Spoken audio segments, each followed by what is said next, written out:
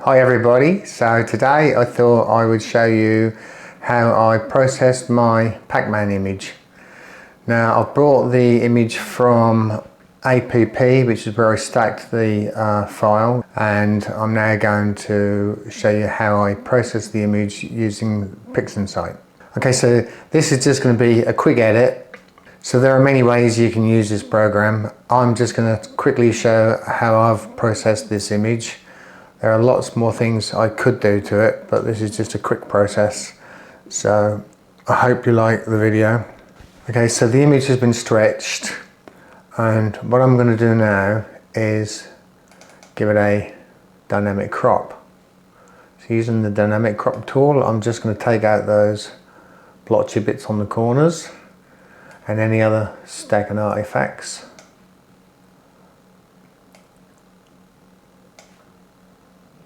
And also just zoom in a little on the image. Just reposition that. Might take it in a little bit further. Right, so that's cropped. I'm going to do a background neutralization. So keeping everything as default, I'm just going to drag and drop that onto the image. So I'm now going to use Noise Exterminator and denoise it. I'm going to just take it up to 95. And apply, and this will make it silky smooth without the loss of any great detail. Okay, so close that down. Let's have a look at that image. That's very smooth. It's a nice job. Right, now it can do with a little bit of sharpening, but first of all I think I might just take the stars out. So back to process and all processes, and then down to star exterminator. I want to create a star image and hit apply. Okay, so that's done. Close these down. And I might just take the brightness of the stars down a little bit. So I'll go into curves transformation, preview. Okay, so with RGB selected, just going to drag that down, and it just reduces the brightness of the stars a little. Hit apply, reset that, and I might just add a bit of saturation to those stars. Just a little, reset that. So I'm now going to rename that as stars. Miniaturize that. I'm going to rename this as Starless, and I think I'm going to sharpen it a little bit. So I will go into Script, Utilities and ADV Sharpening. If I leave everything as default and hit sharpen, we'll see what the difference is. Okay, if I hit undo and redo, I sharpened it quite a bit.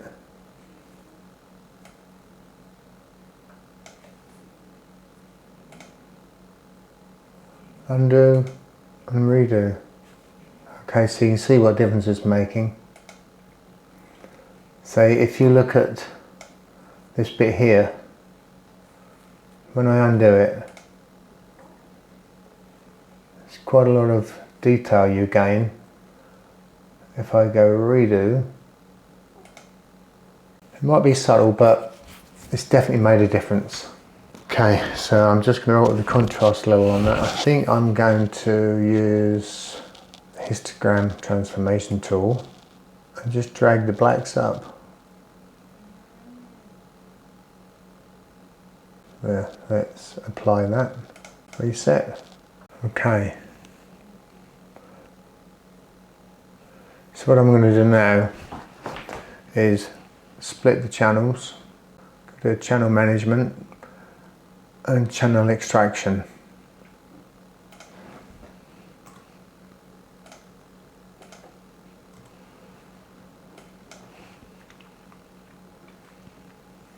Okay, close those down.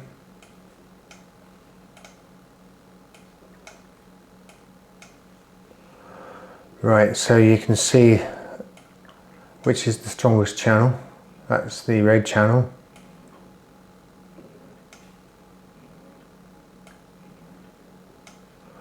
That's the green channel. And that's the blue channel. Just miniaturize that. Put the blue down there.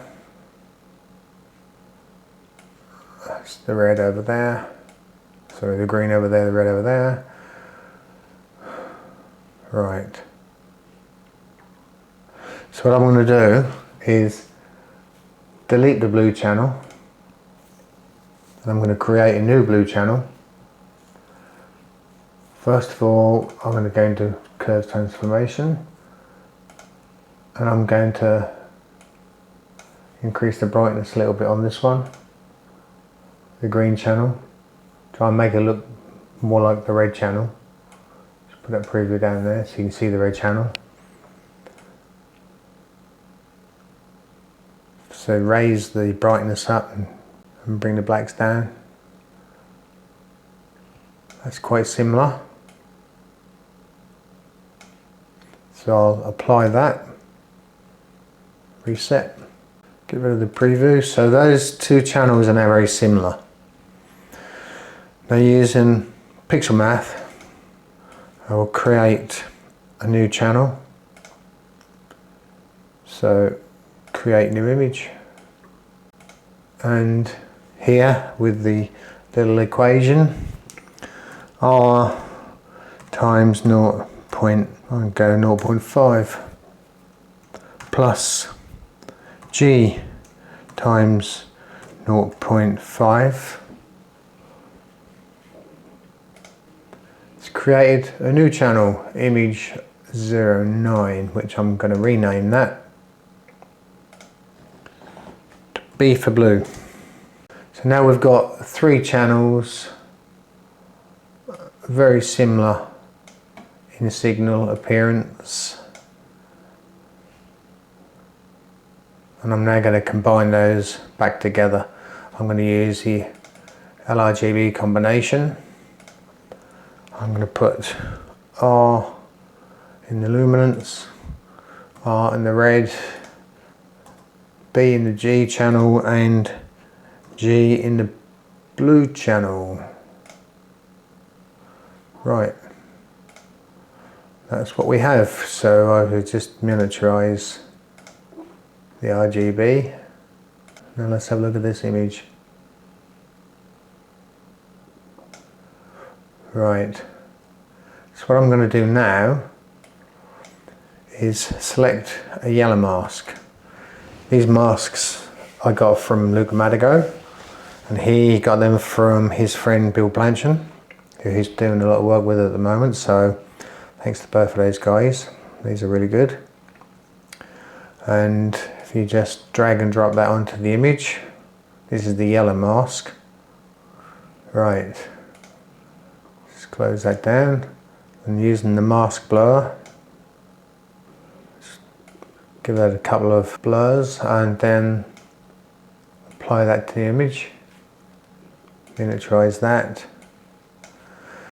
Curve transformation, bring up the preview, and then with the red channel selected, I'm going to boost up those colours a bit, and then hit the green channel, and that really brings out a nice yellowy goldy colour.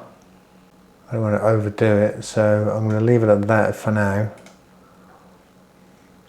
Reset, close that, close the preview, and remove the mask. So that's the start. I want to try and get some blue in the center there. I don't want to make the whole image blue, because I can end up introducing blue in the darker areas. So I'm going to create a range mask. So this process, mask generation is there. range selection. So hit preview, move the slider across. So I'm just going to select roughly that part of the image, as long as I'm not selecting any of the background.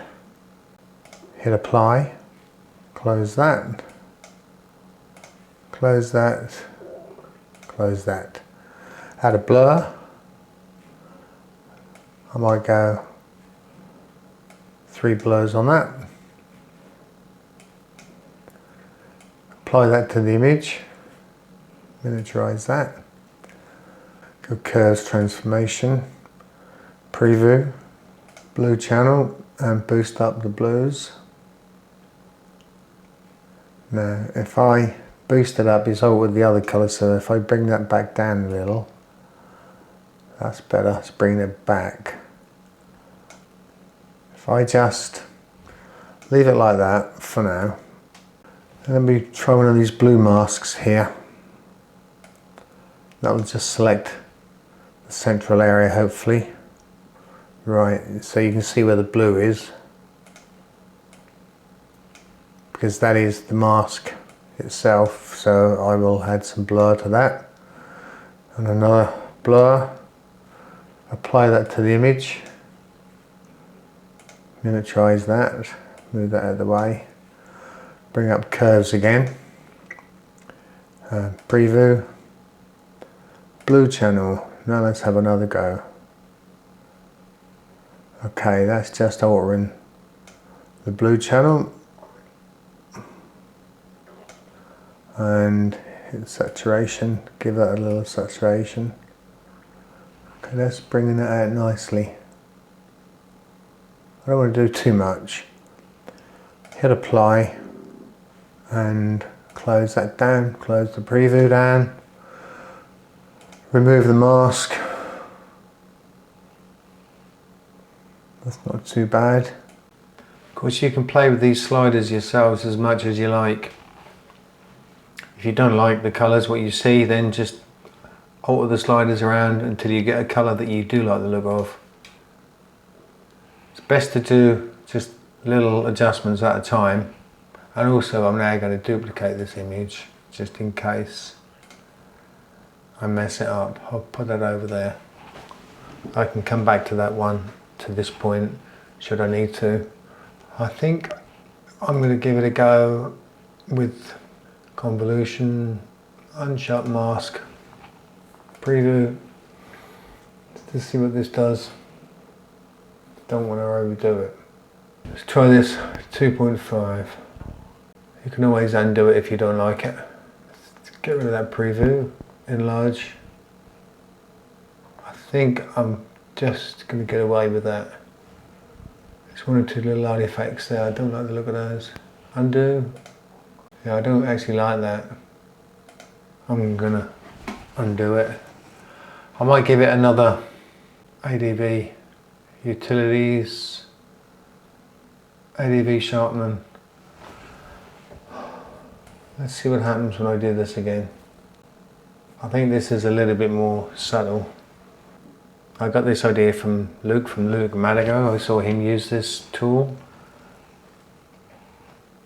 Undo. It's a little better than the last one. I want to try and increase this area here in darkness. So it's a bit complicated, but if I go into process, not process, it's script, utilities, go down to game and select multipoint, add. Let's just enlarge that a little. Then you just have to select the area that you want to work on. So I take it up to there, take that down to there.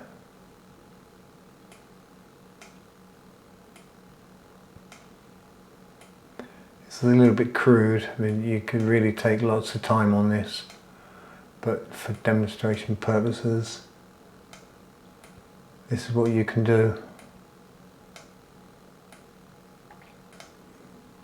You can literally put as many points on this as you like.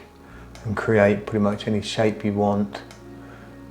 You could really spend a lot of time on this, but I'm going probably a bit too quick for what it really needs. But it's going to give you the general idea. As you can see, it's pretty crude, but you can really get some accurate shapes if you want to spend a lot of time. I mean, I've just done it like that. I mean, it's going to give you an idea. Just take that out of there a bit more. Okay, once you've gone around your shape, hit OK, and it'll create the mask to that shape. Right, there it is. Bit of a weird shape, but add a blur to that. And again, I might need 3 iterations of blur on there. So apply that to the image and close that down. So if I now go curve transformation with the preview, now select RGB, and now let's bring the darks down. You see how it's really darkening the area. I don't want to do too much because I haven't been very selective, and you can see the areas that I haven't been that accurate with, but this is what you can do. You can select areas about there, that'll do. Right, close the preview and remove the mask. Okay, I think I can get away with that. The blue could be a little bluer, but I don't want to overdo it. So, where's my blue mask? Apply that one more time. Go back to curves, select preview, select the blue channel, and just give it a little bit more. That will do. Close that, close that. Remove the mask. I'm gonna rename this. I've got one called Starless. I'll say Starless 1. Now using pixel math, I will put the stars back in, so let's create a new image. Simply Starless 1 plus stars. Simple as that.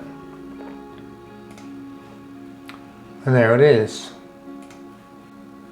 Just miniaturize that.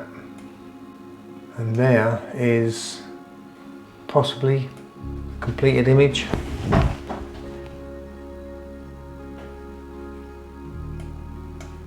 Doesn't look too bad. So there's a very quick edit. I'm going to leave it like that. That is the Pacman Nebula, one-shot color data. Approximately 3 to 4 hours. I will check on that and say how many hours it is. Anyway, I hope you like this image. I hope you found this little tutorial useful. Like I said, there are many ways to do this. This is just how I've done it. It's a very quick edit. You can spend a lot more time working on it. So I hope you liked the video, and I hope you liked the image. I hope somebody found it useful. Just please bear in mind there are loads of ways you can use this program. This is just how I've done it. It's not necessarily the right way, but it is one way. I do plan to do more of these kind of videos, so if you like this sort of thing and you haven't subscribed yet, then please hit that subscribe button. That would be much appreciated. And I look forward to seeing you all on the next video. And always, I wish you all clear skies.